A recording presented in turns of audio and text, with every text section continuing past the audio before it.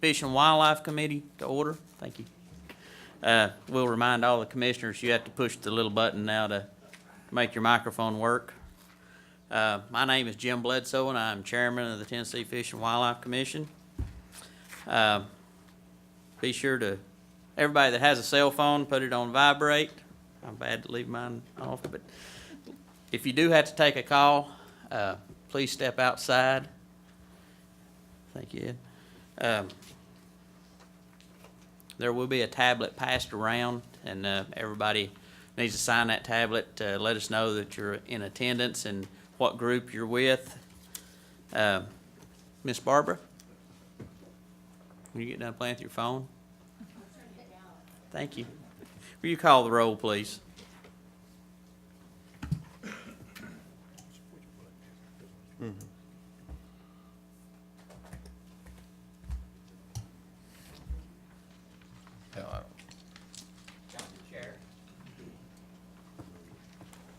Chad Baker. Here. Jim Bledsoe. Here. Harold Cannon. Here. Jeff Cook. Here. Bill Cox. Here. Kurt Holbert. Here. Connie King. Here. Jeff McMillan. Here. Jim Ripley. Here. Bill Swan. Here. Trey Teague. Here. David Watson. Here. Jamie Woodson. Here. We have a quorum. Thank you, Miss Barbara. By the way, Miss Barbara done a little reorganizing, and I like that. We can actually see y'all now. Ed was taking naps before, so it makes it a lot more. Looking around the room, we do have some guests here today. Mr. Boyd Barker from Department of Ag, Mr. Ron Crabtree, as always, Mike Butler from the Wildlife Federation, Miss Redonna Rose from Farm Bureau Federation, and Ryan King, and Dr. Craig Harper from University of Tennessee. Thank y'all for being here today. Both committees are meeting today, the Wildlife and Fisheries. So when that committee is meeting, the presenter will present, and then we'll have discussion from the commission. After the discussion from commission, we will ask if there's any comments from the audience, and at that time, if you wish to come up, please step to the microphone in the front, state your name and who you're with, and direct all your questions towards the chairman of that committee or me, and we'll try not to have any banter back and forth in the audience. So after all the committees have met, if there's nothing on the agenda that you were here to talk about, we will ask if there is any other comments from the audience, and at that time you can get up and make your comments, and everybody will have the opportunity to be heard. Today is preview day only with everybody, so it's just committee votes. So the actual votes on all the items will be tomorrow. Director Carter, do you have any announcements? All right. Any announcements from the commission?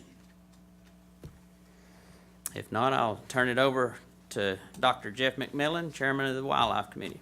Thank you, Chairman Bledsoe. At this time, we're going to ask Darrell Radachak to come up and address the commission concerning our wildlife. Thank you, Commissioner McMillan. I'm up here today. It's a very important day, as everyone knows. This is the day that we set our hunting and trapping seasons for the state of Tennessee for this coming year. And I am up here to do a quick introduction as to what will be going on today. And so we're going to be presenting the agency recommendations for a number of proclamations that affect our hunting and trapping seasons in the state of Tennessee. Now, we will bring forward, much like the April Commission, we'll bring forward a number of presenters that are responsible for different programs within the agency. Chuck Yost will come up to talk about the deer and elk program. Roger Applegate is our wild turkey program coordinator. Joy Sweeney does both WMA management coordination, and she's also the black bear coordinator. And Joe Benedict, this is a little bit different than April.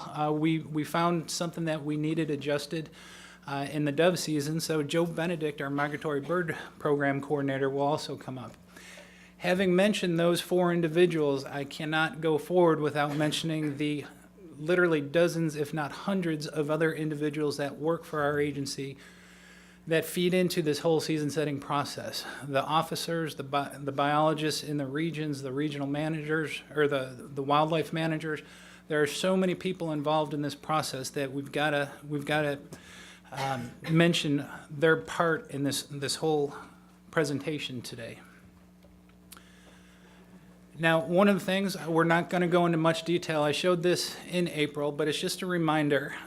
Tennessee and TWRA, what we're doing, how we're managing our animals is changing. It has to change. As most of you know, we were in a restoration phase for decades when we were restoring most of our game populations. As you see from the charts above, for the last 10 years or so, we are at the levels in which those populations have pretty much been restored throughout most of the state. At this point in time, we are not going to be seeing we hopefully will not be seeing tremendous increases or decreases in any of these populations. There's a stabilization effect that will often oscillate between years, a couple of years up, a couple of years down.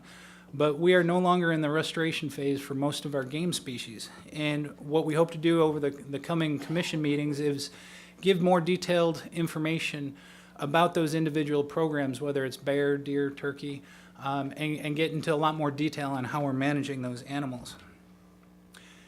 Now, to give everyone in the audience a little summary of what has occurred to bring us to this point today, the whole season setting process is a tremendously long and arduous process. Throughout the months of September to December, most of our hunting seasons take place, and at that point in time, we have a lot of our personnel engaged in data collection. We try to collect information on most of the species that we hunt. And so during that time period, we're gathering data on the animals that are harvested. We also have a portion from January to February where we're soliciting public comment.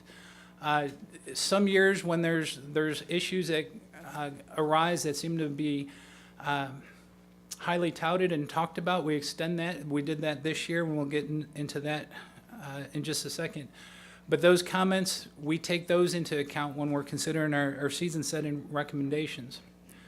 And then in March, our agency gets together, and it starts again with the folks in the field with the boots to the ground. Our officers get together, have district meetings, the wildlife management areas.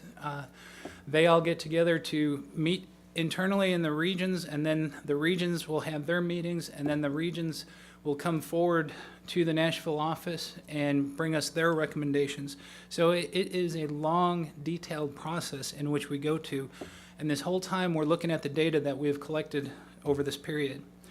And then in April, May is when the commission first gets their preview. In April, we present the agency's recommendations, and at this meeting today in May, we're going to bring forward those recommendations again, and the committees will need to take action on the proclamations that we bring forward. Tomorrow, when the commission meets, if the commission passes the proclamations, we then move into June and we start preparing our hunting guide in preparation for this fall. Now, when we're discussing things at our season setting meetings, there's a lot of things we think about. Obviously, first and foremost is the resource needs. But again, we also take into consideration public comments. We typically, in an average year, we usually receive 400 to 500 comments. This year, with the discussions that we've had regarding the buck limits, what the comments reflect is that it is a very passionate topic. Deer hunting is it is the most important, or not the most important, but it's one of the biggest hunting programs we have in the state of Tennessee, and our hunters are very passionate about deer hunting. So this year, when all was said and done, we tallied up over 8,600 comments regarding deer seasons. So it's a very passionate issue that we're dealing with. We also look at human dimension surveys, try to get a better sampling of what our constituency wants. And obviously all that, once again, we're trying to look at the data that we have in hand in order to make the agency recommendation. Now, understanding sometimes the public does not send their recommendations or thoughts to us. They sometimes go directly to the commissioners, and the commissioners forward that information to us, and then we consider those as well, those requests as well. And obviously, again, the folks that we have working in our agency that are on the ground, talking to people, seeing the resource and the resource needs, all of that gets discussed during our season setting process. At the end of those meetings, what we come forward to the commission is an agency recommendation. And so even though there's lots of opinions, lots of ideas, we come forward in a pretty much democratic way, and we present our recommendations as one voice. And so without further ado, the proclamations that we will be discussing today that, again, the committee will have to take action on before we're through today. Proclamation 1503, the big game seasons. The hunting seasons we set in this proclamation involve deer, turkey, bear, and elk. We'll also be setting Proclamation 1504, which sets the WMA hunting seasons, and those are extremely diverse. It's the biggest proclamation you have in your notebooks. Proclamation 1505 is very similar to the WMA hunting seasons, however, it's the National Wildlife Refuges. These recommendations are handed to us by the entity, usually the Fish and Wildlife Service, and on what hunting seasons they would like to see on their refuges. Proclamation 15-06, which is manner and means of take, so this defines how animals are to be hunted. Proclamation 1507. This is a new one that you'll be seeing today. Although it says proclaiming Wolf River WMA, we already have Wolf River. What this proclamation will do is we'll add lands to our existing Wolf River WMA. And then followed shortly after that will be 3 proclamations very similar in nature. And those 3 will be proclaiming 3 new wildlife management areas. All of these areas reside in West Tennessee. We've had ownership of these areas for a number of years. They're wetland purchases. And what we'd like to do, since they're of substantial size, is proclaim them as a WMA, and then this will help hunters identify where they're at, and we'll be able to set seasons on them as we need to. And last but not least is a proclamation that we're bringing forward, the dove seasons. There was some clerical issues we wanted to take care of in that proclamation. There's really no adjustments as far as season dates or anything, but Joe Benedict, when he comes up to present this proclamation, he'll explain what our recommendations are for that. So without further ado, I would like to invite Joy Sweeney, our WMA coordinator, to begin today's presentations.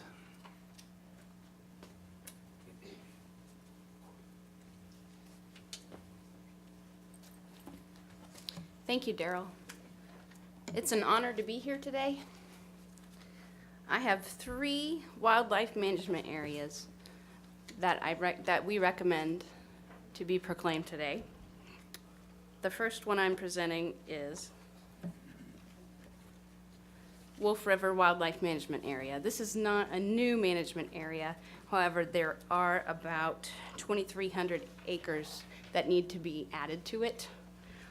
As you can see from the map, hopefully, the areas in the kind of aquamarine color are the WMA areas.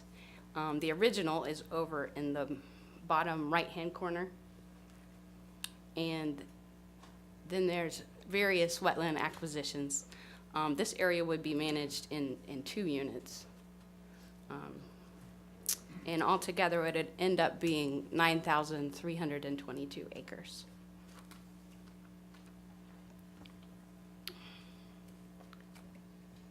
The second area, wildlife management area, is Harts Mill. This is in Carroll and Weakley counties and consists of 1,758 acres.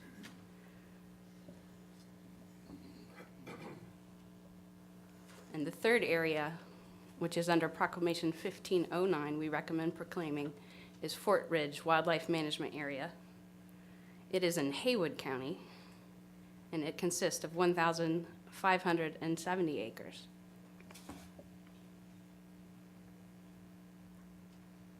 And this is a 4th area. I misspoke earlier. There's 4 areas. It's called Tull Bottom Wildlife Management Area. And right now, it consists of 544 acres. There are more transactions in the process this year, and we anticipate adding more acreage to this area in the near future. And it is in Chester County. So in conclusion, I have 4 proclamations. Proclamation 1507 for Wolf River WMA, Proclamation 1508 for Harts Mill WMA, and Proclamation 1509 for Fort Ridge WMA, and Proclamation 1510 for Tall Bottom WMA that we recommend. Are there any questions for Ms. Sweeney concerning this proclamation? From the commission? From the audience?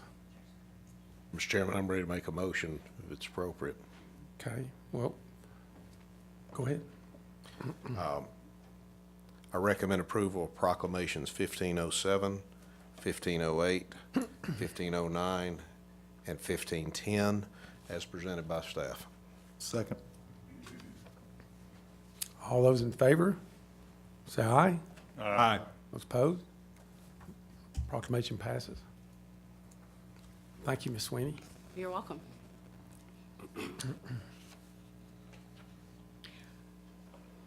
Next up is the big game proclamation that the agency has recommendations for. In particular, I will present the recommendations for black bear season changes.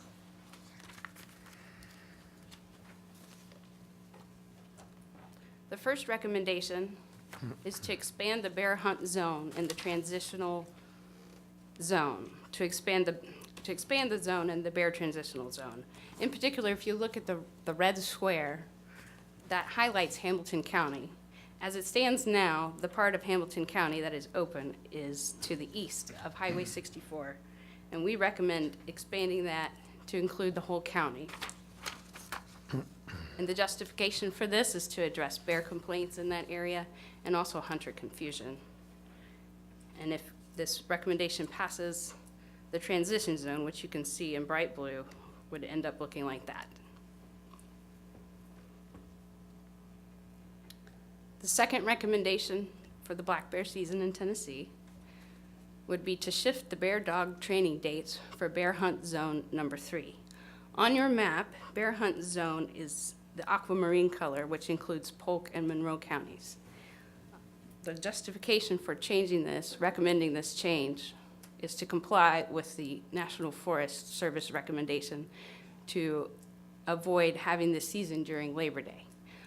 And I have a mistake to point out. Last April, we said that this would reduce this training season by 1 day, and that was a mistake. There is no reduction in opportunity that we are recommending with this change. Are there any questions about these recommendations? So is that your entire discussion for the bears? That's the Or- only recommendations I have, although I do have some other things to tell you about. Concerning bears, or? Yes, Okay, sir. go ahead, proceed. Last April, we were made aware that there was a request to change some of the regulations affecting the private land in Kettlefoot Bear Reserve. And so I just wanted to take this opportunity to kind of go over the bear reserves real quick. Here are the bear reserves. In particular, you've got, starting from the south, you've got Ocoee Bear Reserve, and going up along the border, you run into Tellico, and then you run into a green swath, that's the Great Smoky Mountains, that functions just like a bear reserve would function. And going up towards the north, you end up with Andrew Johnson, then Unicoi Bear Reserve, Laurel Fork Bear Reserve, and Kettlefoot Bear Reserve is at the top north. And the mix-up of public land and private land in Kettlefoot is illustrated for you there. The green is the public land, and the white is the private land. Right now, the agency doesn't recommend going forward with the changes requested for the private land, and this is because the black bear population has has reached a paradigm shift. It's gone from a restoration stage into a stabilization phase. And so with this new light, it's time to take a harder look at the functionality of these bear reserves. So over the next year, and we started the process with a meeting last April, TWRA and the National Forest Service and North Carolina will meet and discuss the functionality of the bear reserves and look at any recommended changes that we may see fit. And those changes do not have to be acted upon by the commission, is that correct? If it pleases the commission, I'd like to, But I guess what I'm saying is that can be determined at any time during the year. It doesn't have to be during the hunting season regulations, is that correct? yes, sir. Okay. I don't know why I had my figures wrong. Was it Laurel Fork that's 27,000 acres and of private land 6? I thought that's what I was thinking. It was a lot lower percentage of private land. I've got a picture of Laurel Folk, if you'll give me just a second. we Okay, can look at I it. thought it was Kettlefoot. I guess I was just confused. Imagine that. There's a ton of bears in both. There's Laurel Fork right there. The public land is 31,693 acres, and the private lands are 20,859 acres. Yeah, I don't know where I got my figures then. I thought it was like 27 and 6. My fault. I thought it was a lot lower percentage of public land than there is. One other request that occurred last April was to take a look at the depredation, the bear depredation permits in East Tennessee. And altogether, 23 permits were issued, and for 2 of these, bears were taken. One was taken in Sullivan County, and one was taken in Carter County.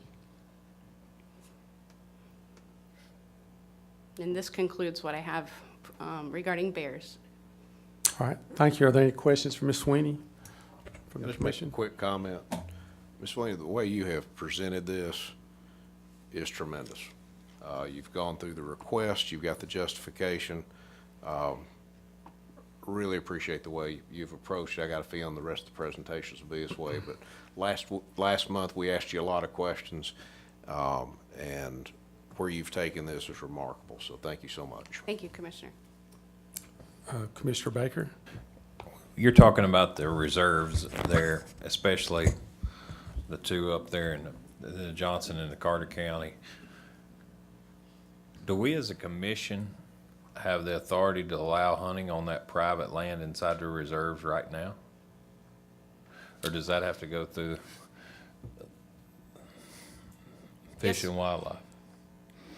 It doesn't have to go through Fish and Wildlife, but the bear reserves affect all of us in the National Forest, North Carolina, and the reason we're waiting on the requested change is because we're gonna look at these bear reserves. They were used to foster the restoration of bears. Bears don't need fostering anymore. And so we'll take a look at that, and I expect there'll be some big changes When do you expect that to happen? over the next year. Okay, thank you. So this is something that's going to be ongoing and not just during hunting season settings. It's something that can be done at any point. I know the calls that I get are from private individuals that do have land that would like to hunt their own property because they exist in the reserve. And the comments I get is, well, the reserves were set and then they weren't apprised or asked if it's something they wanted. And, I guess it's just my thoughts are, I guess it's going to vary from the mass crop year to year and all that. But obviously this past year was such a great year of the mass. We didn't have a lot of bears getting off. So, but it's just protecting the resource, and we're all for that. But if we, I don't know. I mean, obviously we're talking about coon hunting is the big factor that we get from that area. I didn't know if there's some way, if we do allow the coon hunting, if we could regulate the hours they could do it during the night or something, and maybe give the bears a chance to settle down if they are getting harassed a little bit from the coon hunters. In other words, cut it off at 3 o'clock in the morning or something. I don't know. I'm just saying, I'm sure that's things that y'all are going to consider and look at. But if you could keep that rhetoric going, that'd be great. Are there any questions, other questions? From Yeah, I typically let the East Tennessee guys, but the request, that way I understand it, is the private landowners want a raccoon hunt Some of them do, yeah. and run their dogs and whatever, and it would, what you're gonna do over the year, it would appear that there's gonna be a loosening of the regulations probably to control the bear population. Should these guys have to wait 2 years to hunt? I mean, what's it gonna really hurt if we go ahead and just make them understand this might be temporary, but why couldn't we let them go on and do what they wanna do this fall? Why did you say we have to wait 2 years? Because she's not gonna have another presentation till next year, so No, they're we- going to have to that's- skip this year. That's what we said. We don't, it's not something we have to vote on, correct? Y'all can do that themselves, or we could do it at any meeting, I thought correct? that establishment was a proclamation that we would have to change. I understand it, that it doesn't have to be during the hunting season. They could bring it to us in September. But she said over the next year, so that tells me it's gonna be 2 years before they'll be able to hunt. I just wonder what it would hurt if they hunted this fall. If we set a season for this fall, understanding that it might be changed the following year, we could go ahead and do what they want to do. I just think the agency wants time to study it, correct? That's correct. But the changes can occur at any time. Immediately, correct? If y'all Yes. decide to, it could happen this year, correct? Yes. 'Cause, I mean, if you decide this fall, it could happen this winter season, right? Feasibly, you don't look like it's going to. That's Well, I just want to make sure the discussion's going. Commissioner Baker? Yeah, I had, my wife was going up the driveway 3 weeks ago and had about a 200-pound sow cross the driveway about 50 yards from the house. And last 2 weeks ago, they had one, I'm doing a big grading job in Johnson City.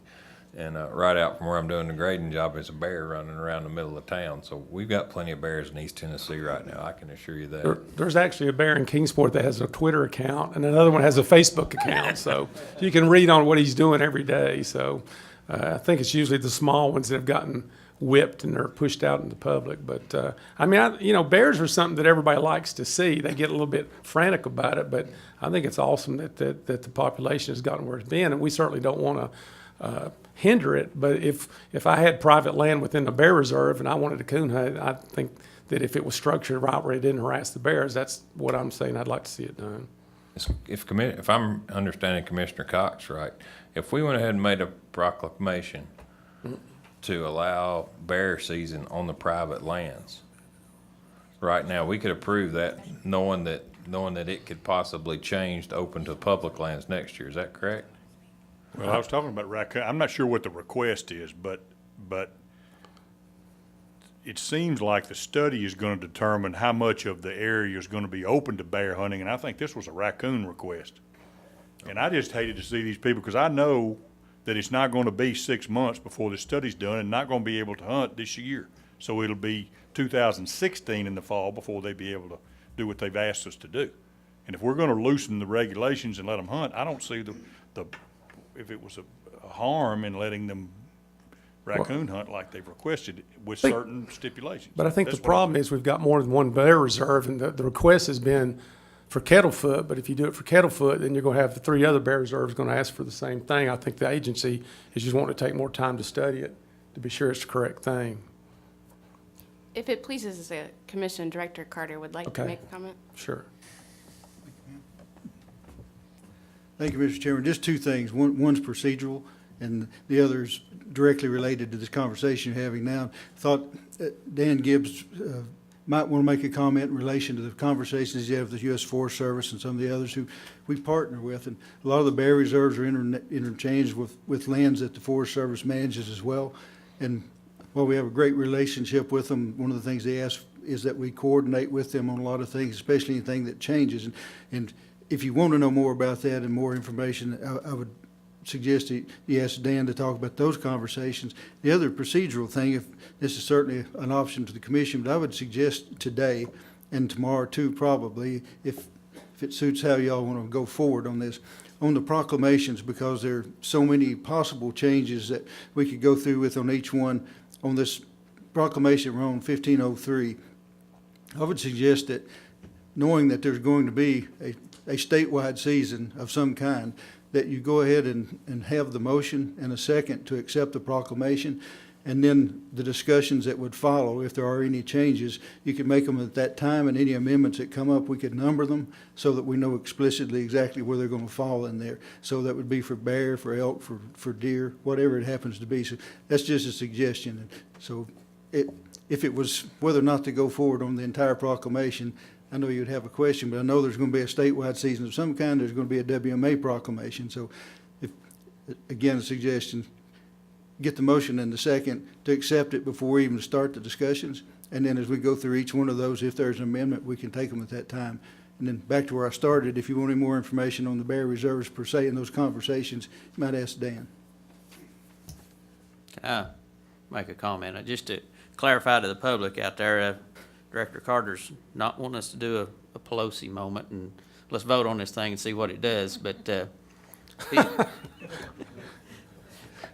get this is just in the committee stage right now, so whatever the committee, if they vote to pass the proclamation right now, and then we add amendments, the proclamation isn't voted on until tomorrow to go into rule, All so right. just clarification. Well, Commissioner Bledsoe, the Wildlife Committee and I recommend passage of proposed Proclamation 15-03 statewide big game hunting season. It's a committee vote. Oh, that is true. All right. I know, I'm sorry, my fault. Okay. Is there a motion from the committee to pass Proclamation 15-03? So moved. All right, all those in favor say aye. Aye. Opposed? All right, the committee has recommended proclamation pass. So at this time, could I ask Dan Gibbs to come up and let's talk about the bear reserves just a little bit? Our point of order, Mr. Chairman, we haven't heard the entire, He just said, though, that we were going to pass it and then amend it, correct? well, we haven't heard the presentation for deer or anything other big games. That's just bear, so we've already passed the proclamation without presentation. Well, let me clarify what I was trying to say. We get a motion and a second, and then at that point is when the discussion would take place, and that's when the presentations All would right, make. my fault. And then the final vote would be after all those discussions and after the amendments are brought forward. Okay, so we've got a first and a second, and we'll listen to discussion. Okay. Can we discuss bears, please? Dan Gibbs, Region 4. Joy, could you pull that map back up of Kettlefoot, please? Thank you. One thing that I believe everybody, you may or may not know, the raccoon hunters are allowed to hunt raccoon on private land in the bear reserves. They just cannot do it during a bear season. So they have a lot of opportunity to hunt, and so they need to make sure that everyone understands that. The key that you look at here, when we start looking at these bear reserves and having these discussions, you see this big horseshoe shape you're gonna create within the reserve if you open up private land. So that's the kind of things that we're going to be talking about is how does that affect the bear hunting? Does it, are you going to have a lot of people turning loose and pushing bears out of the reserve? The only reason that they're not allowed to hunt in the bear reserve during bear seasons is to keep the bears from being pushed out. And I think everybody understands that, but I'll say it for the record. So those are the types of things we'll be looking at. Joy, if you could pull up Laurel Fork. Laurel Fork is another one that really it's even more of an issue than Kettlefoot regarding how it lays out, because you'll see that it's going to really almost cut that bear reserve completely in half.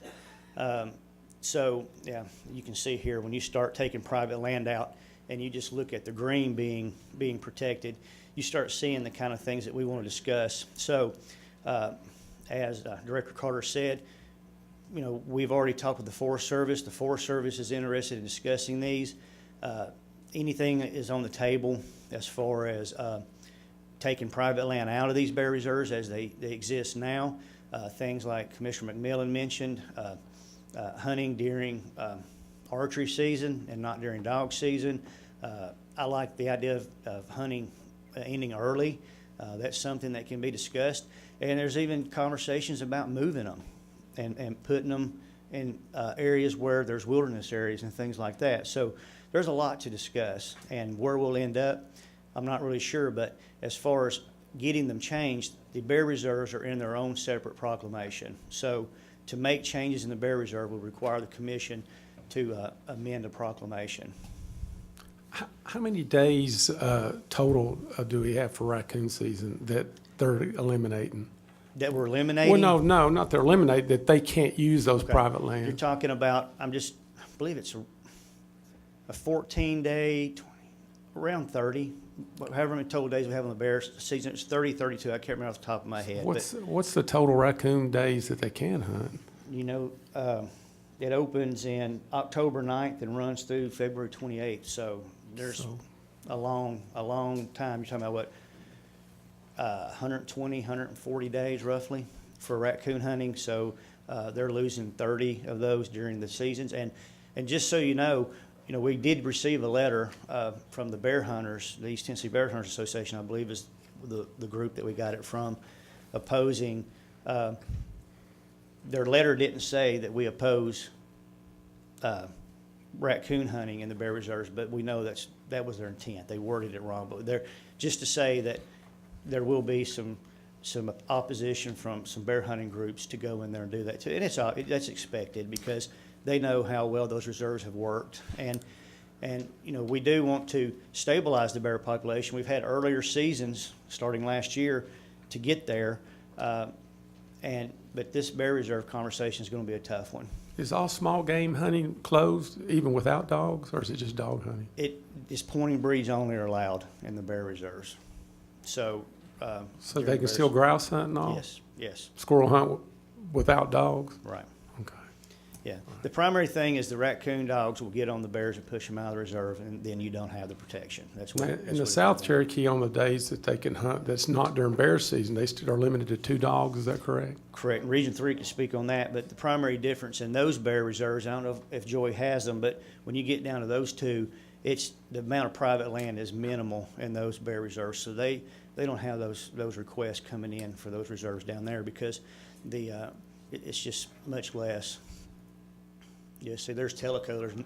I thought there was one in holding, but it doesn't even show it. And then Mr. Chairman, can I ask So there's just a a point of code. clarification? Sure. Excuse me, Dan, but It's okay. you said something that is important, and my head may be thick once again.